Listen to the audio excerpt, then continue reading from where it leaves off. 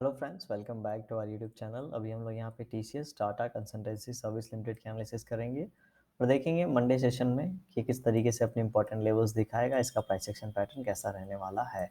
तो अभी जिस तरीके से यहाँ पे प्राइस एक्शन पैटर्न बना है, लास्ट डे का हम लोग यहाँ पे देखेंगे, यहाँ पे बहुत ही ज़्यादा वोलाटाइल शेयर हो चुका था, क्योंकि फ्लैट ओपनिंग के बाद ये ऊपर जाके हाई भी एक लगाया, उसके बाद यहाँ पे इन दोनों कैंडल के लो को टच करते हुए इसका जो ओपनिंग प्राइस था उसके आसपास आके कहीं पे इसने सपोर्ट लिया है। तो एक बहुत बड़ा मोमेंटम किया है एक दिन के अंदर, तो बहुत ज़्यादा वोलेटाइल मोमेंटम था। हम लोग को कोई भी यहाँ पे एट लास्ट डायरेक्शन मिल नहीं पाया, ये ऊपर जाने की कोशिश कर रहा है या नीचे।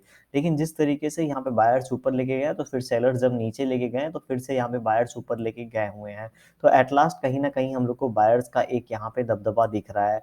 तो ऐसा हम लोग बोल सकते हैं कि आने वाले समय में, ठीक है, मतलब मंडे सेशन में हो सकता है कि अंदर इसके एक कैंडल बना दे। ऐसा इसलिए बोल रहा हूँ क्योंकि यहाँ पे हम लोग के पास डायरेक्शन कुछ क्लियर नहीं है। अगर फ्लैट ओपनिंग होती है तो ये नीचे जाएगा तो इन लेवल्स के पास सपोर्ट मिलने वाला है और यहाँ पे इसको रेजिस्टेंस मिलने वाला है।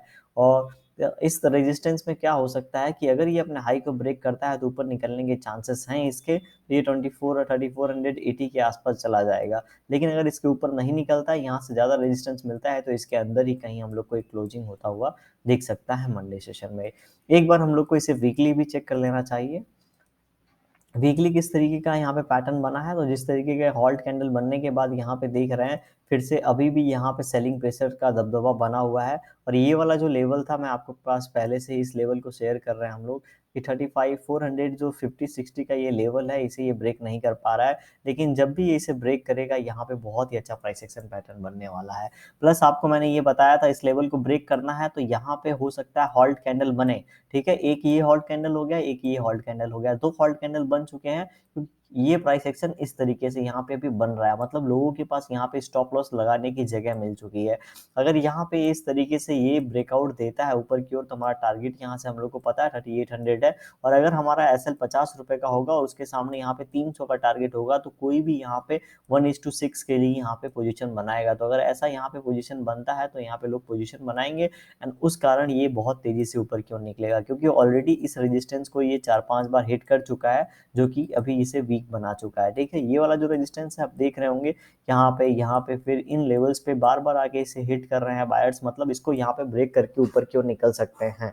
ठीक है, अगर ऐसा होता है तो इस कैंडल का हम लोग ऐसा लगा के, ठीक है, यहाँ पे मतलब 3445 का ऐसा लगा के, 3345 का ऐसा लगा के हम लगभग लगभग कुछ नहीं तो 3700 तक का हम लोग यहाँ पे टारगेट यहाँ पे अचीव कर सकते हैं। क्वांटिटी बहुत ही कम रखिएगा और अपनी एनालिसिस एक बार जरूर करिएगा, उसके बाद ही कोई भी डिसीजन लीजिएगा।